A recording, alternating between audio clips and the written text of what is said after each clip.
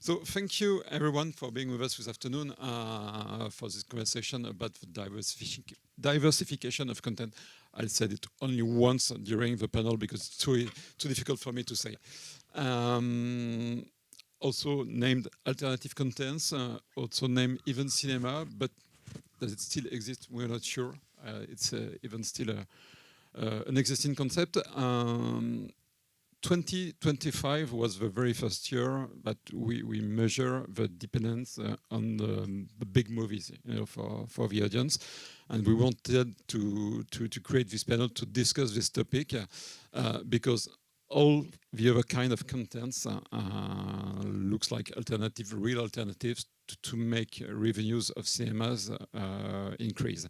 And we wanted to have this chat with Mitchel Berger. So thank you, Mitchel, for being with us. You're, as it is mentioned right behind me, Executive Vice-President of Global Commerce and Theatrical at Crunchyroll. So you're the worldwide specialist of anime. That's correct. That's correct. Yeah, it's a good start. Thank you. And on your left, Éric Meyniel, who is the Chief Box-office Officer at Kinepolis, which is a very well-known network, theatrical network. How many countries? 6. 6. How many screens? More than 1,000, but I have difficulties to keep the count. Okay, too easy. And I heard something about maybe... About nothing. Okay, it's too early to say. Okay, and my big pleasure as well to welcome Caspar Nadaud, the founder of Piece of Magic Entertainment, and he is the guy with amazing digital circus, and everybody heard of it recently. The very first question, I mentioned alternative content, but can we still discuss, is it still a concept, alternative content? Or now, for example, as anime, is it a real genre in its own? I think so. I think it's become, if not mainstream, far more mainstream than it's ever been in its history. And what's really fascinating for us that we've seen is for this younger generation, for the Gen Z, Gen Alphas, even some Gen Y, it's just how they consume content. It's part of who they are. So it's not an alternative to them. It is part of their experience and how they express themselves. So it's just what they do now. Mm-hmm. Eric, what's the part of non-feature films in the global box office of Kinepolis? Well, in relative figures, it really depends on what you compare them to. We had some months last year where it could represent 30% of the total box office when we had some lack of content. But on average, it's about now 5-6%, and we come from less than 1% 15 years ago. So what's the objective, the goal?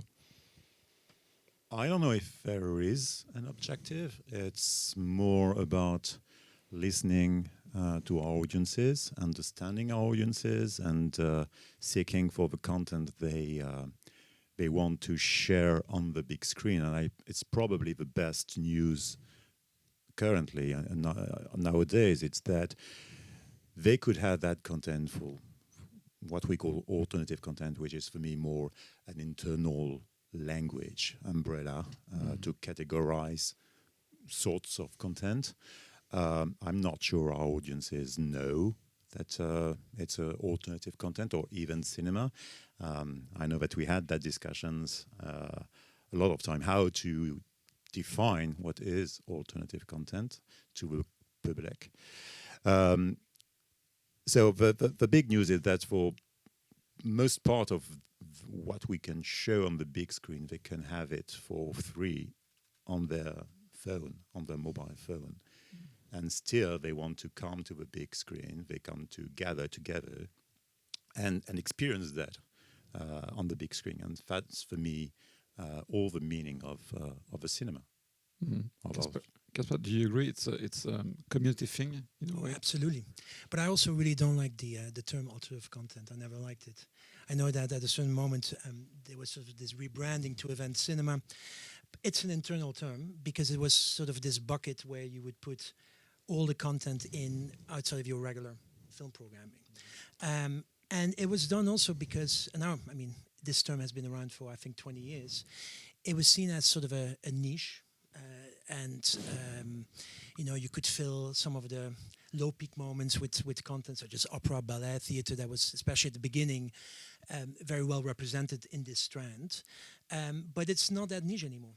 It actually is becoming more and more important. And when you say 30%, that's a big number, I would say. I remember back in the day it was 1 or 2%.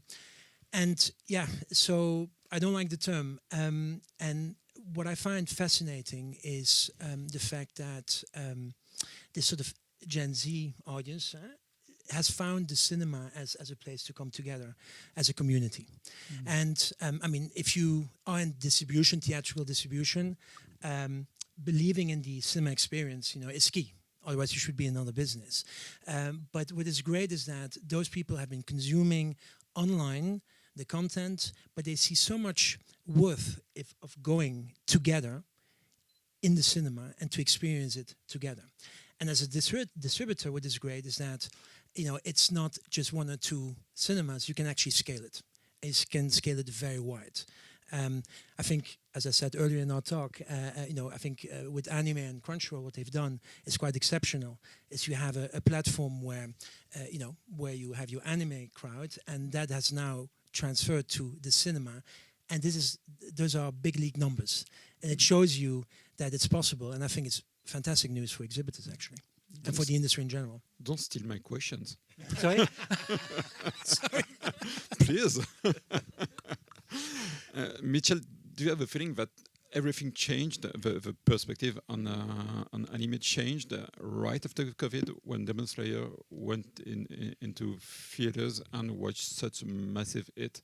Did the perspective of Hollywood and the whole industry change at this moment? Change, maybe. I think it definitely had a moment where people realized how big this could be. I had been doing this for a while by that point. That was the first time, right after COVID with Demon Slayer Mugen Train, that on a Monday morning, some of my studio friends called me and were like, what the hell was this Demon Slayer thing that happened this weekend? It caught everybody by surprise. And it was a really great moment where, this massive fan base who loves this genre kind of had a coming out moment, and I think it was great for them to be recognized. And those kind of moments are important. One great example for me that's not cinema, but it talks about that coming into the mainstream is we had an opportunity years ago to put a Goku balloon in the Macy's Thanksgiving Day Parade from Dragon Ball.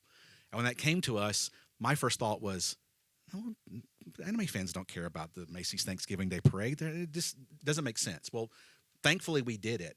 And that next day when it came out, we got all this feedback from fans about, wow, I got to see this thing that I love, Goku, on the same stage with SpongeBob and Spider-Man and Mickey Mouse. And it was this great validation of the fandom.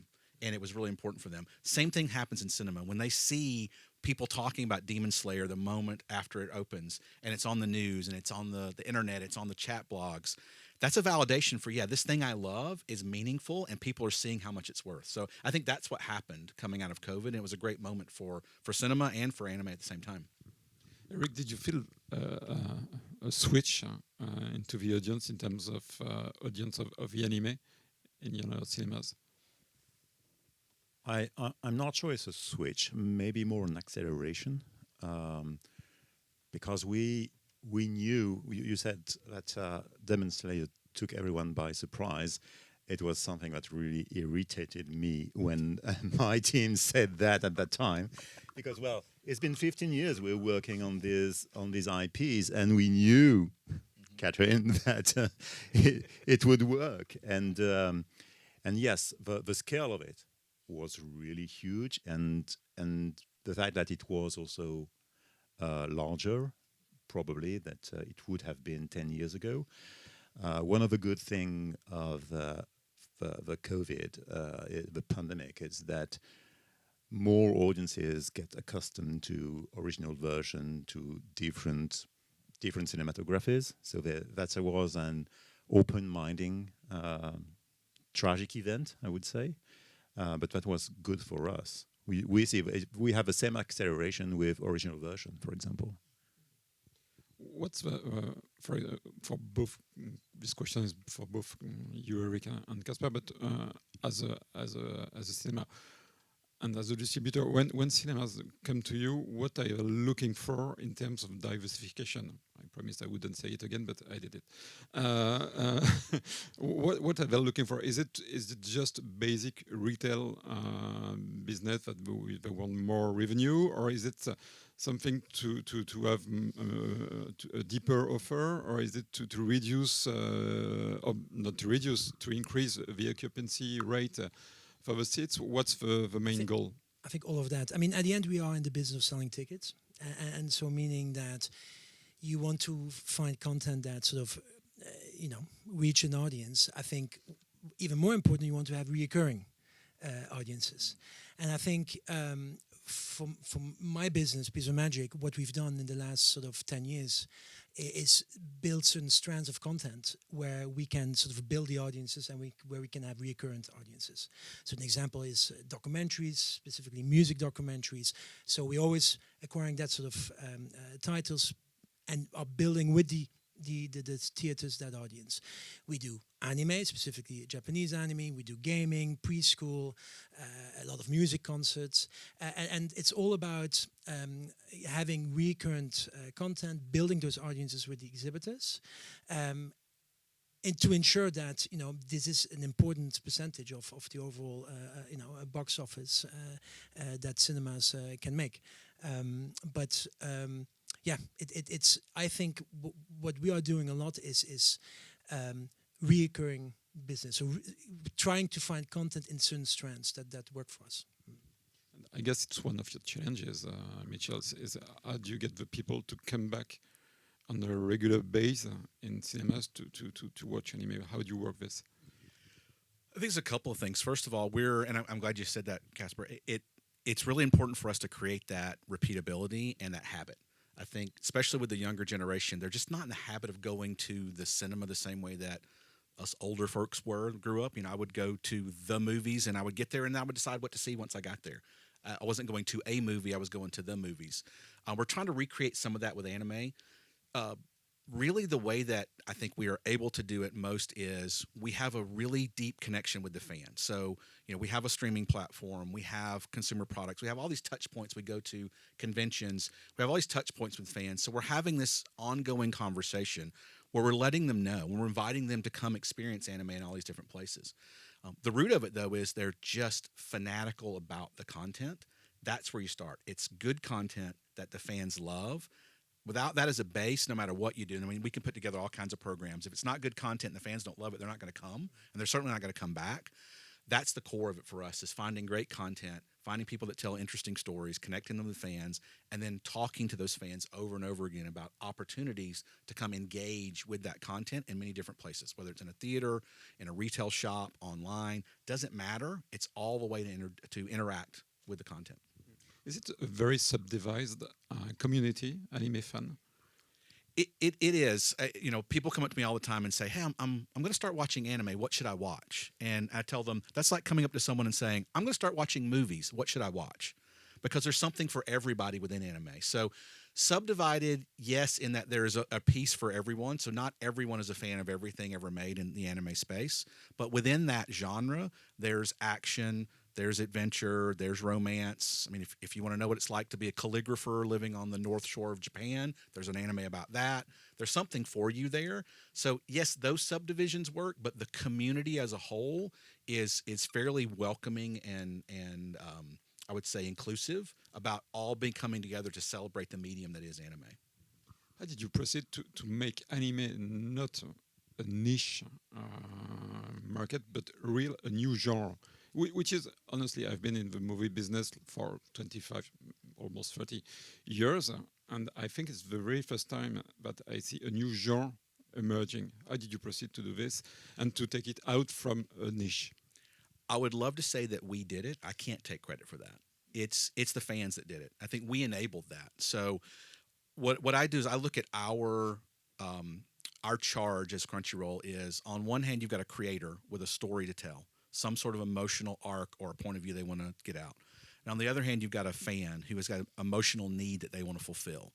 We're just there to connect them. We're there to give them the opportunity to have that voice meet that person and have an emotional moment.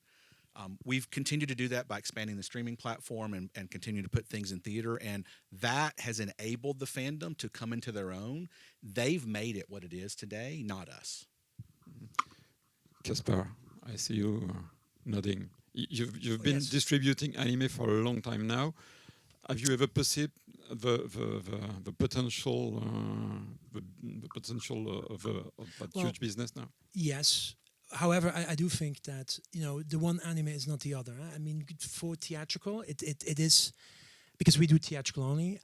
It is not always easy to find the right anime that sort of equals box office success. There's a lot of different levels there, and it's all about how engaged is that audience, how committed is it.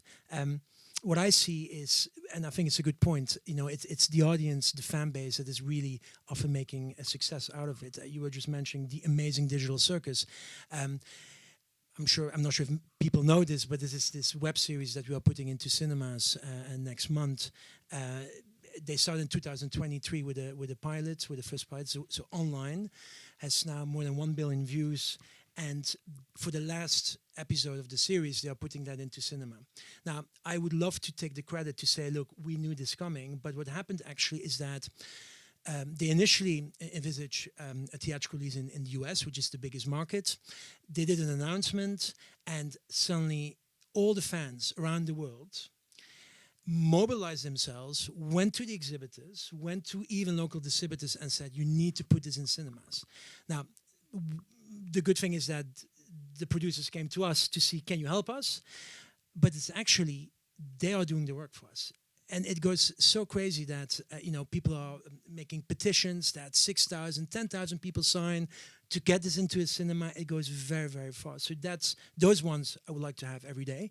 It's not easy, but it's really the fans that create that moment. Now, fan engagement is, I think, a skill on itself, to read that and to understand, will that translate in ticket sales? I've also ample of examples of a YouTube star who has a massive following, whereby you think, okay, on paper this looks great, but that it simply doesn't translate into cinema tickets because the fan base is not engaged enough. I think that's what we're learning now, at least I do as a distributor, is how do you read that engagement level, and when is it deep enough, so to speak, to make a decision to put it on the big screen. Can you measure it? Because the question is for the three of you, because you as a network, you also a distributor, because Kinepolis is also a distributor. The three of you need to measure it. How did you measure it? We do measure it into the intensity of the engagement. The pressure to buy the rights. Sorry, but a good example. How many phone calls? Well, I mean, the fact that all the threats. exhibitors are coming to you and say, look, we have people knocking on our doors is a good indicator. But to give you an example, we did a collaboration post with Glitch, the producers, on Instagram. They have 2 million followers. And within announcing the European rollout, within 48 hours, we had more than 300,000 engagements, which is either a like, a repost, or a comment. But what's really important is that of that 300,000, over 15,000 people actually created content, wrote a comment, forwarded to someone else. And I think that's the level you need to go look at, and also what do they write. And it's fascinating what you see. I mean, my favorite is, because a lot of those people, they haven't gone to the cinema for a long time. So one of my favorite is sort of a post about the etiquette of going to the cinema. How do you do this? Like, do not speak, do not eat. My favorite is take a shower before you go. But so they are communicating this, and that is when you know, okay, we are onto something. And what is great about it, if it's international, of course, when it crosses all the borders, and that's what I think, YouTube content creators, for example, give you. It's a global audience, which makes it, of course, interesting as a distributor. As an exhibitor, how do you work this? And how do you work with distributors? We call them. We are among the phone calls. Very easy. We are about the measuring. Well, it's pretty much the same aspect. It's trying to listen to what they say. When I say they, our audiences, and sometimes it comes from the US, sometimes it comes from Paris, sometimes from Madrid, and all of a sudden you have a sparkle, and it becomes something huge and big. And it's how could you take that sparkle and yes, it's going to be big, or it's just a limited audience, and we just need to cherish that limited audience. But well, when it crosses the pond, most of the time it's big. So when we hear from it from the US, it's, or vice versa, it's sometimes happens. It's big. I saw this on a poster one time, so I can't take credit for it. I think it was in London, but I think it perfectly encapsulates this. It was that creators make the magic, but fans make the moment. And that's really what it is. That it's creating this moment in time and it's what they want. You know, you go to a cinema and you sit in a room and you watch a show with 200 people who love what you love. That particular moment with those 200 people will never happen again. And that audience is part of the experience. Who you see it with becomes part of seeing the film. That's magic. That is something that they crave. And that's where, again, the fans make this happen, which is what's truly special about it. How do you work, for example, because let's say in Paris at Le Grand Rex theaters, the three of you know, so it's like 2,700 seats, so it's huge. It's the biggest one, actually. So it's easy to create a momentum with fans, but in a smaller city, because in France we have cinemas with 5,000 inhabitants, for example. How do you create that kind of magic? How do you work? How do you encourage exhibitors to create moments for communities? How do you work with them on this?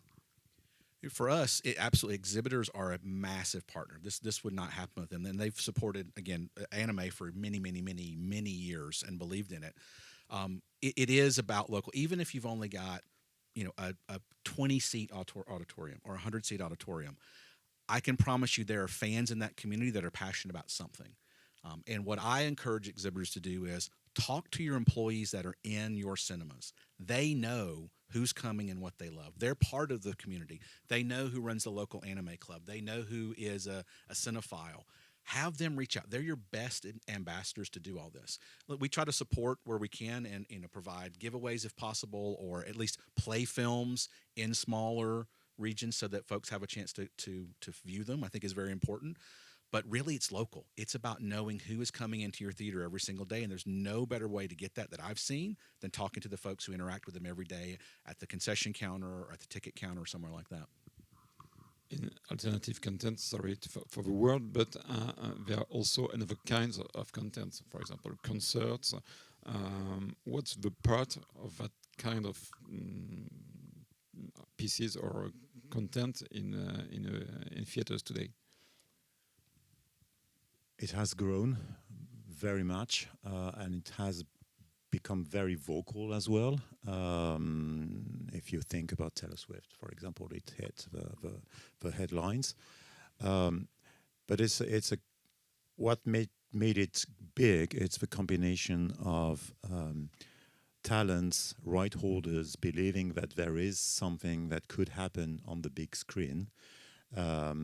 Because it's not new. We tried to have concerts on our screens for a while, and we knew it could be a momentum, but we needed to convince the record company, talent, and all the right orders chain, which made it difficult. And then now, well, they know that it could be something, and there were also some consolidations that helped to make people understand, to make these companies understand that there was a business case in these events. The difficulty, though, is to keep it events, and especially for concerts where there was that kind of exaggeration, I would say, because studios are quite new in this business, and studios are used with, well, when you call them on Monday mornings, it's about how many shows. Well, it's not how many shows, it's how many sold out shows, which is important, because if you're in an empty auditorium with a concert, it's not a good experience. What is a good experience? When it's packed and they dance here on the floor and they sing with as if they were in the stadium. And that is a shift that we need to make our partners understand as well. On the opposite, you have more restrictions because alternative content might jeopardize the regular cinema business, which, from my perspective, if we do it in a smart way, is not true. And then you have too limited sessions. That was the case in France. Mm. So we need to be smart on how we do things and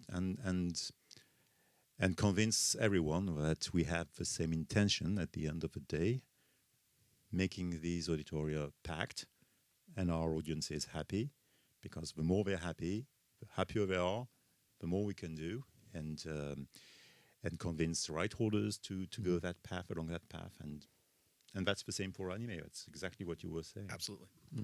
Caspar, you've distributed many concerts because you started actually with concerts.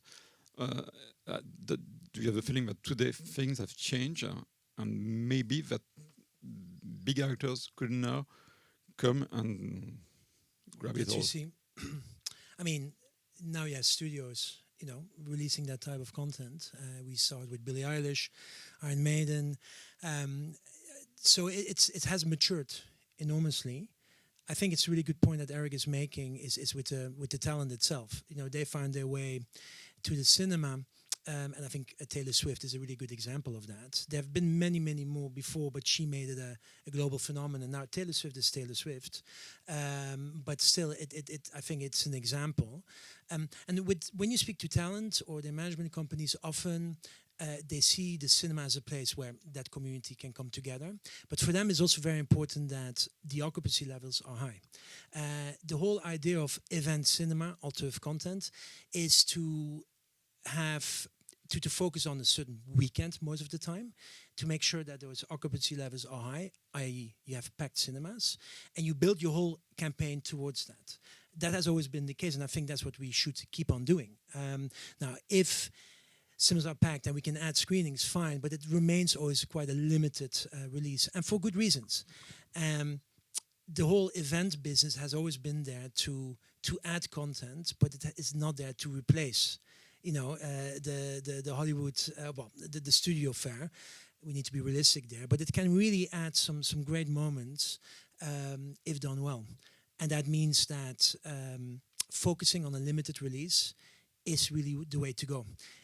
And that's what you see, we did it with, you mentioned Taylor Swift. We did the listening party with Taylor Swift. And the whole philosophy, the focus was, we want to limit this to one weekend only. We had the opportunity to do more, but we wanted to keep it very exclusive, very specific. And, those cinemas were packed. I remember Le Grand Rex was packed. And that not only in the Grand Rex, but also in all the smaller cinemas. And that's what you wanted to create, meaning also that the exhibitors after are super happy. Concessions were good. They can, they keep also the studios happy. So they will be open to do it next time. If you contact them and you say, I want you on the Monday to do this every day, at peak moments, it's not going to work, and they will not want to do it. In terms of market, Eric? It has to be complementary, because if you go, I want weekend and weekend only, you're going to have some frictions and crispations. Yeah. We had some in France recently with Paramount Pictures. Yeah, but I think it's a false debate. It's nobody wants to close the biggest auditorium when Avatar is opening. We need Avatar as much as we need Taylor Swift or Billie Eilish or an anime. It has to be scheduled at the right time so that everyone is happy. And, well, if you keep the metaphor, the concerts are not always a Saturday night or a Sunday night, but people make the time if they are real fans. And that's something that I'm still truly believing in. Caspar, is in terms of marketing, that kind of content, for example, concert, is very different from feature movies because you also distribute feature movies like Godzilla -1, for example. So is it really very different in terms of marketing? I would say it's different because you really rely heavily on the artist's channels, which is an existing channel. So you have an audience that you can tap into. I think also when you do a campaign, you do it well in advance, and I think that's often for exhibitors. They need to get used to this still a little bit. Is that you announce something. And you announce something 5-6 weeks before you start the pre-sales. That's when your campaign, when your campaign starts. And for exhibitors, this is sometimes still, they need to get used to it because with features, you start actually your programming just a week before most of the time. So there's an element of that. I would say that's very different to normal distribution. And I mean, the budgets, of course, are different. I would say. I mean, we don't have the opportunity to do outdoor everywhere, but that's why it's so important that we rely on the talent channels. And if the talent is not engaged, forget about it. I mean, we don't even want to consider it because we know the very likelihood it's going to fail. You need to have that talent. You need to basically have that seal of approval that this is part of one of the talent's main activities. It's also important for the fan base, So I would say it is very different because you rely quite a lot on an existing fan base and you rely on the talent to be able to reach that. You bring the three of you bring people to the cinema for different kind of contents that they used to go a few years ago. Do you think you create new audiences, or is it some segments of a regular audience that which comes back to the theater? I truly think it's new audiences. I remember back in the days when the first debates on alternative content and operas were emerging. It was, well, you are stealing the place of movies. And I was answering, well, no, I'm bringing back people that I haven't seen for ages. And they are immersed in a cinema with posters, trailers, and that just ignite the idea that they might come back to watch a movie.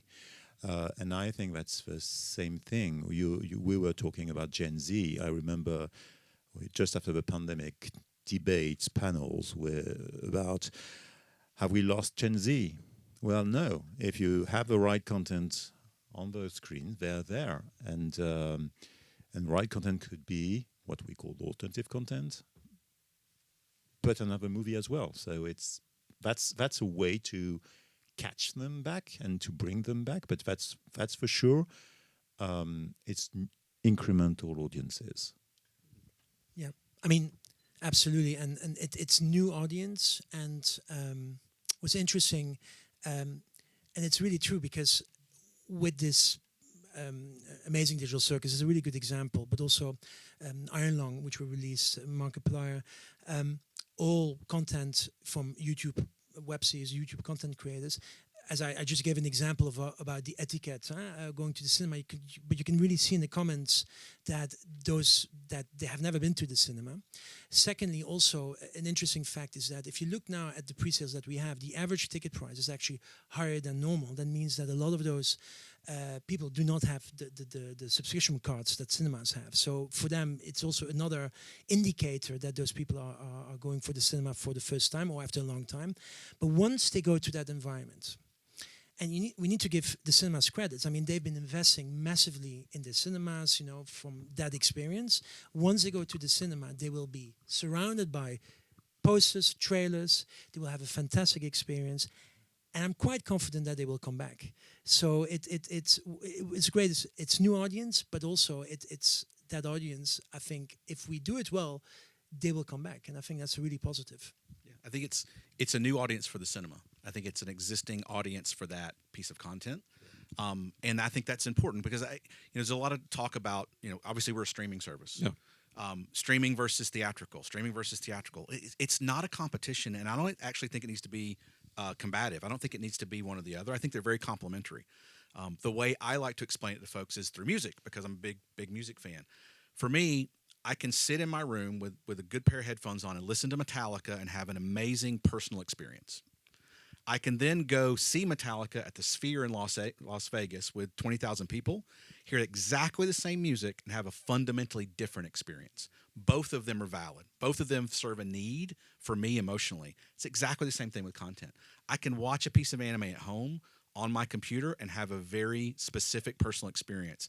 And then when I go watch it in the cinema with 200 people, it's a fundamentally different experience. Same content, or digital circus, same content, but it's a different experience because of the crowd, because of the sound, because of the entire environment. I think that's what's important. I think the sooner we start to look at this as complementary, we can feed off of each other and drive audiences back and forth between the two, because they're different experiences. And then to your point, once you get them there, they realize this is amazing. Maybe I'll come back and see X, Y, or Z. Maybe I'll come back next weekend with a friend to come experience it. We just need to get them back in the habit of going to the movies. That's what we've lost, is this habit of going to the movies. And I think that alternative content, anime, concert, all of this is a way to bring those audiences back in.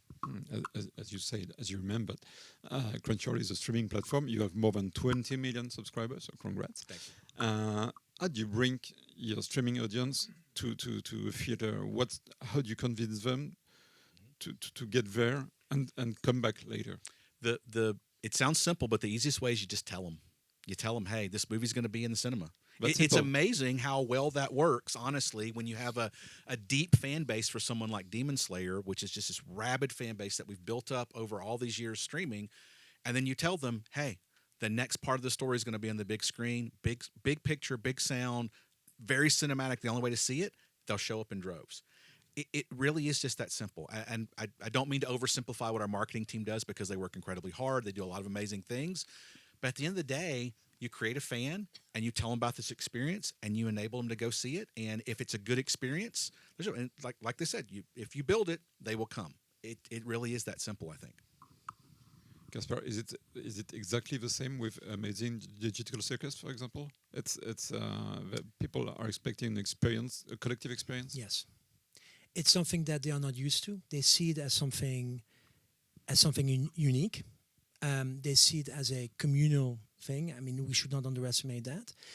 There's also an element that what we are showing is exclusive. So there's this FOMO moment. People don't want to miss that moment to see it before anyone else, because it will be streamed on the platform 2 weeks after. It has also some exclusive cinema elements to it, so people don't want to miss it.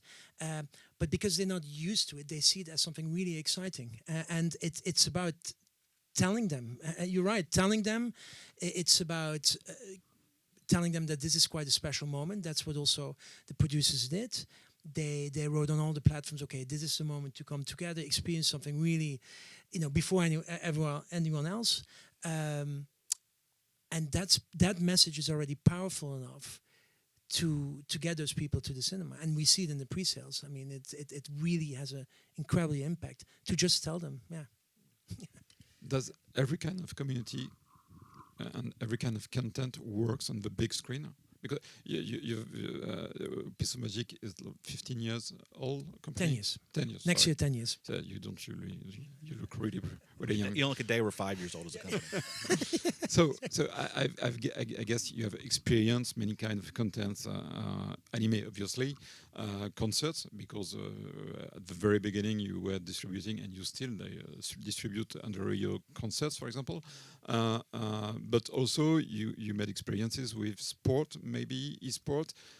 Do you have a perspective on what works in a cinema and what doesn't work? And if it doesn't work, why does it not working? Easy question, really. We have a crystal ball that works perfectly well. Okay, we all have one. Seriously, well, we've been trying to bring e-sport to the big screen, and we failed tens of times. And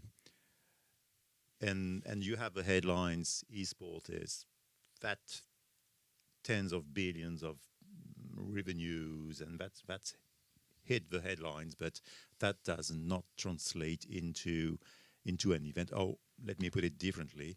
We haven't found the way to translate it in an event in our cinemas. We did different experiments, and it didn't work, except when it happened in the cinema. So you had the key players fighting against the other in front of a 1,000 audience. That was in Madrid, and we do this one every 2 or 3 years, and it's huge. It's huge, but it's a replica of what's happening in Korea or where we do these events. But in a regular basis, we haven't found the magic formula. Caspar, have you found it? I normally never disagree with an exhibitor. It works when you're a distributor. But on the esports, on the gaming, we have actually an example of where it works, and actually your cinema do really well on that. League of Legends, Riot Games, the World Championship, the finale, which this year will be from New York. It's so imagine this. So you can see this online. So it's a finale. Of this competition that goes through the whole year, and then you have this finale which has a lot of entertainment. It's 7 hours, which is quite long. So an exhibitor needs to with time difference. Yeah, with the time difference. Think often. about concessions. Exactly. Now this The shower becomes important at that point as well. exactly, and so that is something that we've been doing now since 2018, and it's very particular. So you can see it online for free. It's an audience that is used to see it online, and still we do get those people into the cinema, and those, in your cinemas also, we see sellout shows, even though you can see it for free. So they go to the cinema, they pay for it. Now, needs to be said, when we do this in Europe, we do this across 300 locations, so it is bespoke, as they say. But people go there, people really... And we had to sort of condition people to do it, and there's an education element to it. But people love the idea that they can see it on the big screen, so that's a seller. Secondly, they love the idea that it's a community, so that they can experience it together. And thirdly, we always add an element of merch to it, which is a very important component. And in this case, it's a code, a digital token that they then can use, in the game itself. So I would say but it is true. It's the only example that works, and it is bespoke. So for an exhibitor, it would be interesting maybe in 20% of your real estate, like they say. But as a distributor, still we can scale it. And what I always hear is that the exhibitors like it because the concession, those people eat a lot of stuff. Sugary stuff, popcorn, and they drink a lot of Monster and Red Bull, etc. So the concessions are always very high, which is of course something that's an added value. So on this point, I would say this may be the only example, but there is an example where this could work. But I mean, there needs to be more done to make it bigger. Yeah, maybe we should have that conversation. But, let's have it. Let's convince me. But it's a good thing with very engaged communities. The expenses are very high. Also, is it what you perceive in theaters? For example, when you have anime, you can feel that revenues are growing higher.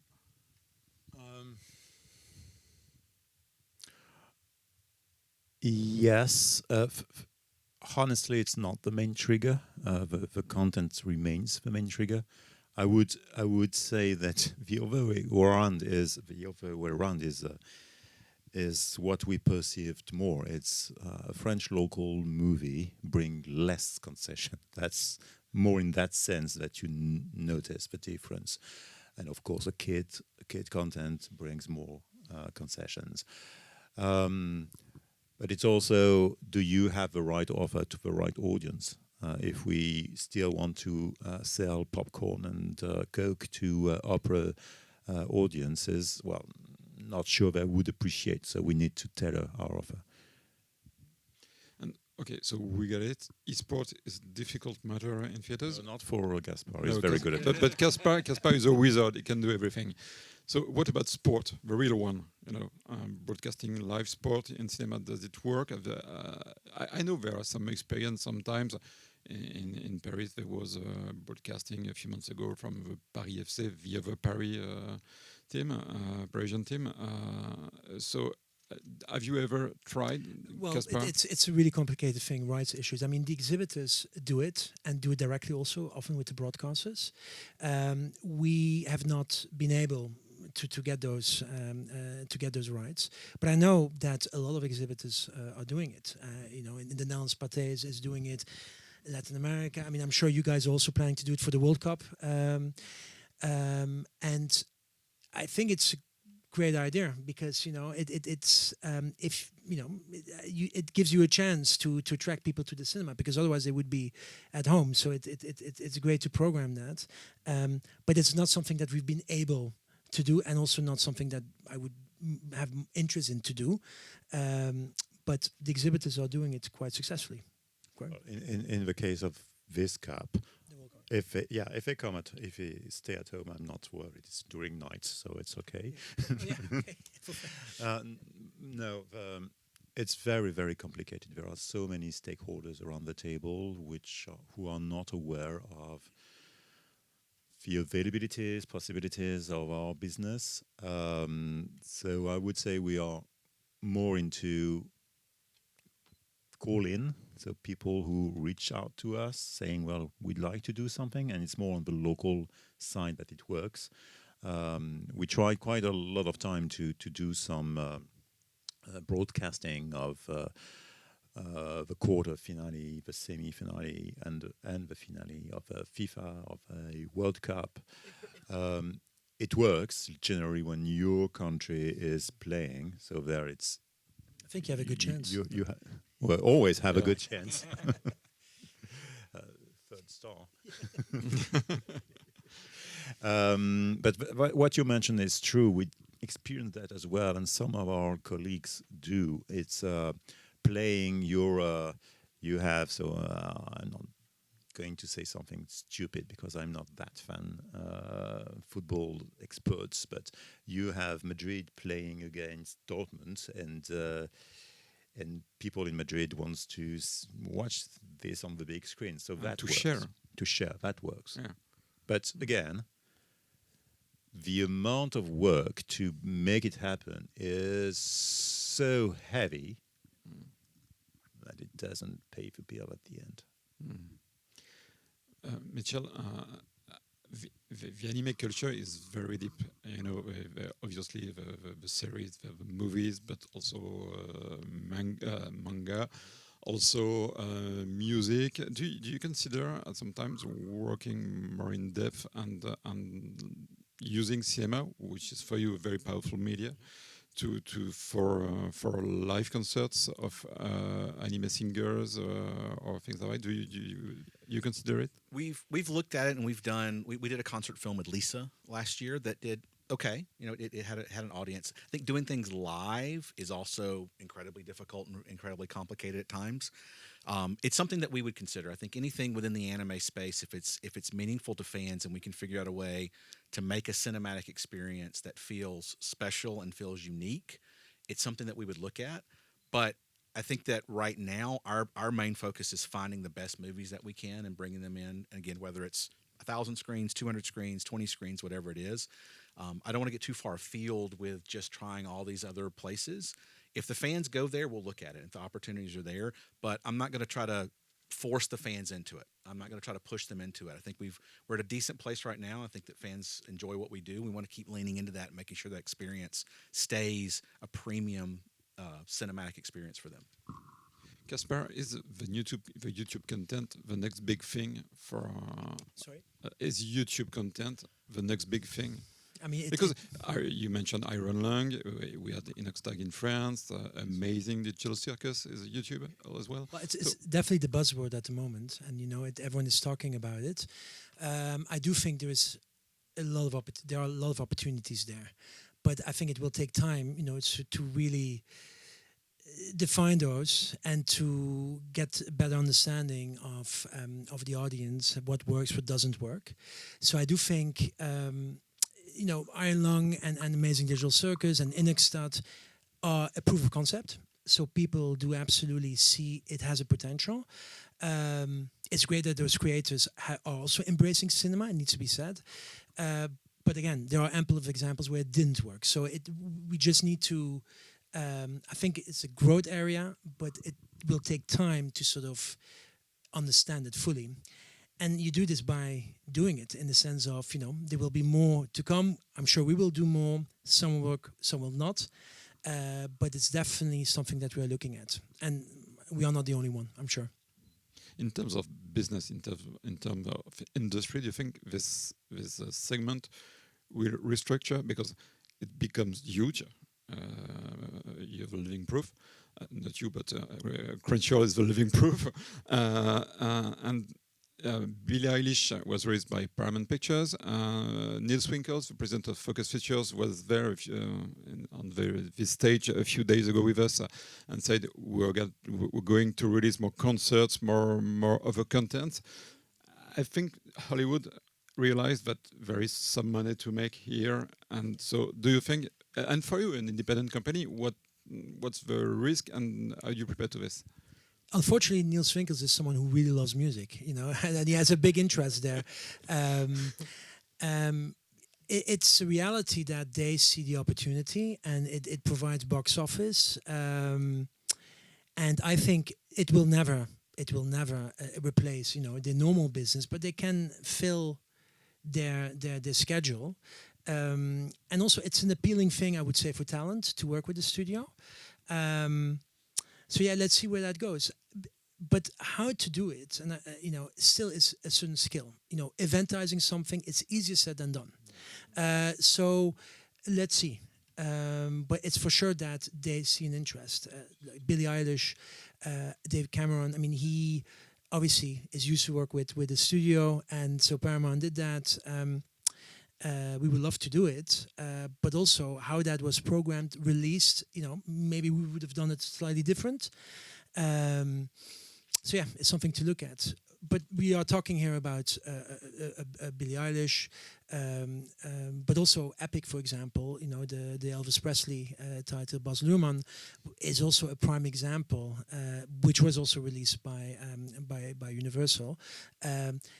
Which was also a success, and also in that field, I think there are a lot of things to do in sort of heritage content, all the concept to re-release, repackage, so to speak, and do it very widely.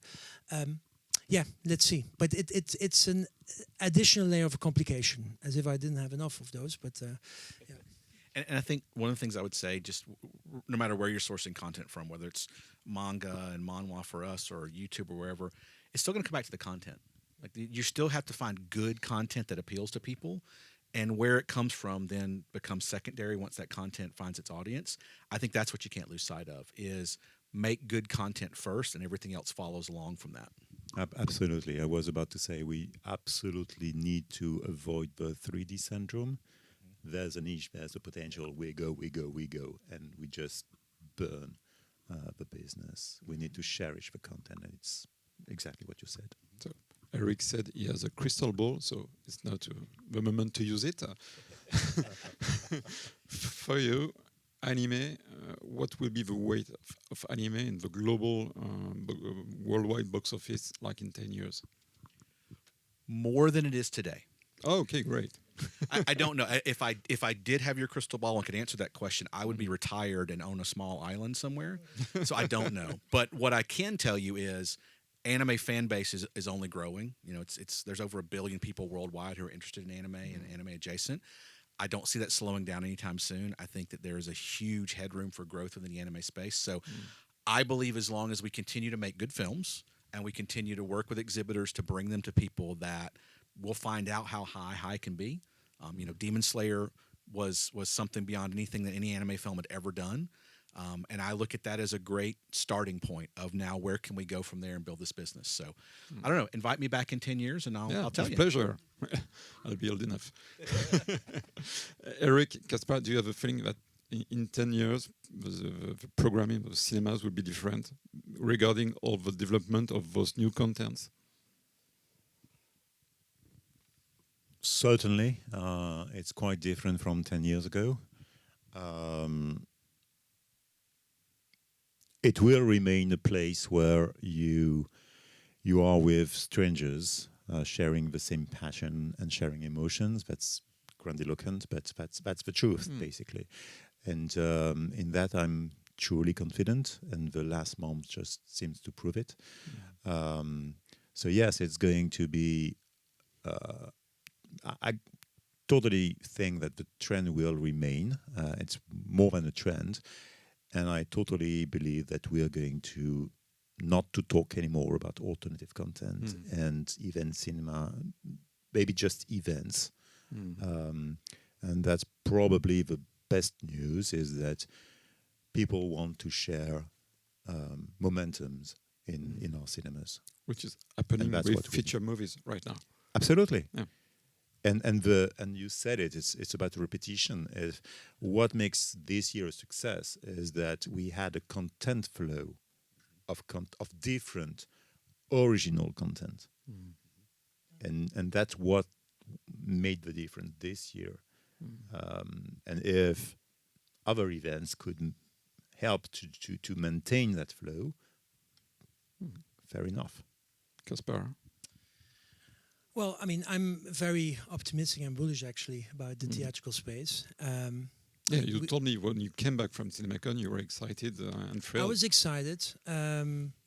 Yes, because I mean, when we speak with exhibitors and content providers, I was very excited. I'm excited always, but I am very. Especially if you, for example, I mean, we talk about the Gen Z, and I remember also after Corona, there was the lost generation, and that's actually the growing audience at the moment, which is quite incredible.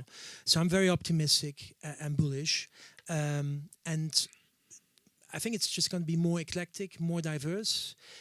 We are in the business of finding new audiences every day. Some will work, some not, but I do think that that's what I expect. Is more, well, even more diverse programming, and just always focusing on this magical experience, which is the cinema. And I think that is that will never outdate. I mean, that is really the key driver, I think, why we are in this business. So yeah, that's what I would say. Thank you very much, and thank you to the three of you for taking time to have this conversation. You can watch it again on our YouTube channel, Box-office Pro, and thank you. I hope in 10 years, so Mitchel, we will debrief. Okay. Thank you to the three of you. Thank you. Thank you. Thank you. Thank you. Thank you.